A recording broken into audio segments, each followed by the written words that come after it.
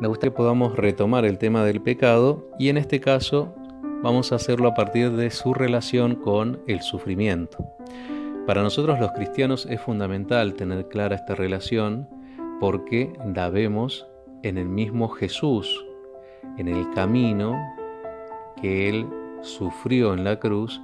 Vemos cómo el sufrimiento toma un sentido y este sentido que adoptó el mismo Jesús y que Él, a partir de este mismo sufrimiento, brinda como salvación para el ser humano, es un camino que nosotros también debemos transitar. Es lo que conocemos como el Vía Crucis.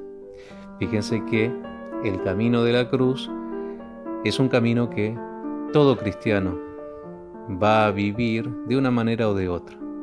Es fundamental para nosotros que podamos ver que el sufrimiento forma parte del cristiano. Quiero remarcarlo a esto porque muchas veces cuando nos encontramos con situaciones que nos hacen sufrir, no vemos la relación para con el pecado que hemos provocado y cómo ese pecado que nosotros mismos provocamos tiene sus consecuencias. Y pensamos que a veces las situaciones que nos hacen sufrir vienen de otro lado, enviadas desde otras personas, incluso del mismo Dios, y no podemos ver la responsabilidad que nosotros también tenemos en esos momentos. Fíjense, para poder profundizar un poco más en esta relación, me gustaría que recuerden y tengan presente el texto de El Hijo Pródigo, conocido así, o también con el título de El Padre Misericordioso.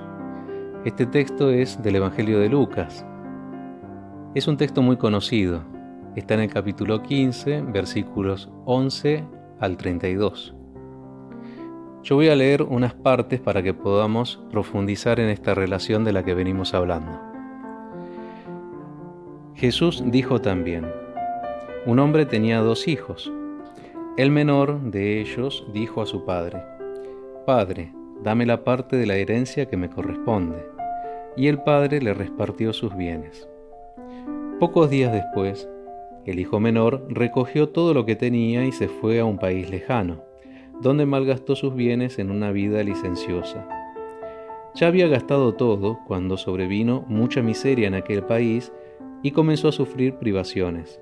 Entonces se puso al servicio de uno de los habitantes de esa región, que lo envió a su campo para cuidar cerdos. Él hubiera deseado calmar su hambre con las bellotas que comían los cerdos, pero nadie se las daba. Entonces recapacitó y dijo: «¿Cuántos jornaleros de mi padre tienen pan en abundancia, y yo estoy aquí muriéndome de hambre? Ahora mismo iré a la casa de mi padre y le diré: Padre, pequé contra el cielo y contra ti. Ya no merezco ser llamado hijo tuyo. Trátame como a uno de tus servidores». Entonces partió y volvió a la casa de su padre. Cuando todavía estaba lejos, su padre lo vio y se conmovió profundamente. Corrió a su encuentro, lo abrazó y lo besó. El joven le dijo: «Padre, pequé contra el cielo y contra ti. No merezco ser llamado hijo tuyo».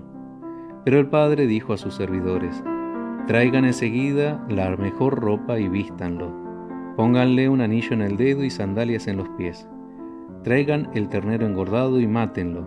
Comamos y festejemos, porque mi hijo estaba muerto y ha vuelto a la vida, estaba perdido y fue encontrado». Y comenzó la fiesta. Hasta acá me gustaría que podamos recordar este texto.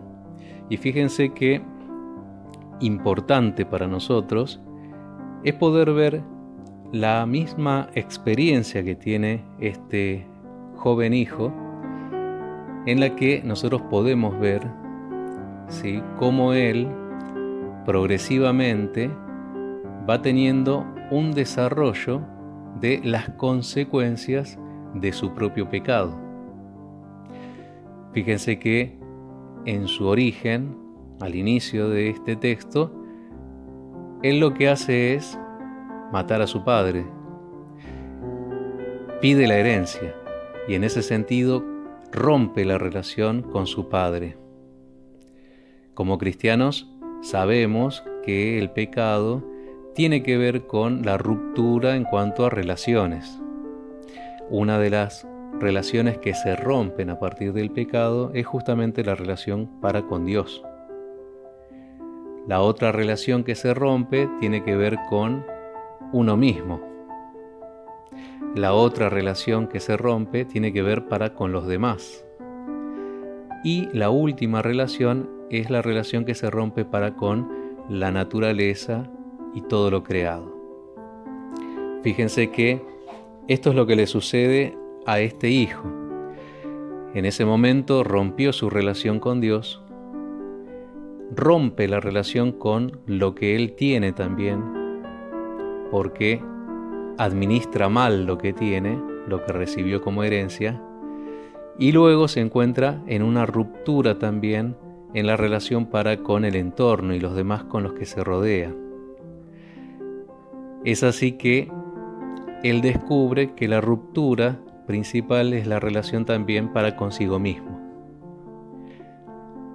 Perdió esa dignidad de ser hijo porque él mismo rompió la relación para con su padre. Y esa dignidad, fíjense que la va a recuperar o la va a empezar a recuperar cuando él recapacita, cuando se pone a pensar en lo que hizo. Y esto es lo curioso y esto es lo importante que nosotros también tenemos que tener presente, que lo que nosotros hacemos como decisiones libres y conscientes tienen sus consecuencias y es fundamental que nosotros transitemos por esas consecuencias. Fíjense que muchas veces pensamos que lo que nos sucede, lo que nos pasa, no tiene que ver con responsabilidad nuestra. Ya lo escuchamos incluso en el texto del Génesis, cuando en la desobediencia, en el pecado, ante la pregunta que Dios les hace a cada uno, tanto al hombre como a la mujer, lo que hacen ellos es depositar la responsabilidad en el otro. El hombre en la mujer en la serpiente. Es así como intentan evadir la responsabilidad. Y en el caso del cristiano y de todo ser humano, nosotros tenemos, como hemos dicho, esta herida, esta experiencia interna tan profunda que hace que el pecado o la inclinación al mal que muchas veces nosotros terminamos cediendo y cometemos libremente, ¿no? Hace que la ruptura en alguna de estas relaciones se dé. Y lamentablemente, cuando se rompe alguna de estas relaciones, tiene necesariamente que venir después la experiencia de sufrimiento. Para los cristianos no es válido una vida sin sufrimiento. Tenemos el modelo en el mismo Jesús. Y el camino de la cruz, el camino del sufrimiento, es el camino que nos va a llevar a la resurrección, el camino que lleva a la vida eterna. El mensaje de salvación es un mensaje justamente que brinda una salvación eterna, pero que necesariamente se debe transitar a partir de la experiencia de la cruz, una experiencia de sufrimiento. Esto es lo que le sucede a este hijo menor, y al encontrarse en pleno sufrimiento, recapacita, piensa e intenta volver a la casa de su padre, decide hacerlo, y de hecho lo hace. Para nosotros es fundamental este ejemplo, justamente sabiendo que debemos transitar por las consecuencias del pecado. No podemos evitarla. Y esto es lo que va a permitir a nosotros también descubrir en dónde estamos, en qué situación nos encontramos.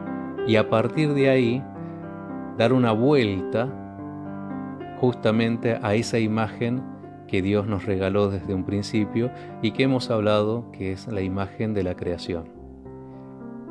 Vamos a intentar continuar con este tema a partir de la experiencia del purgatorio.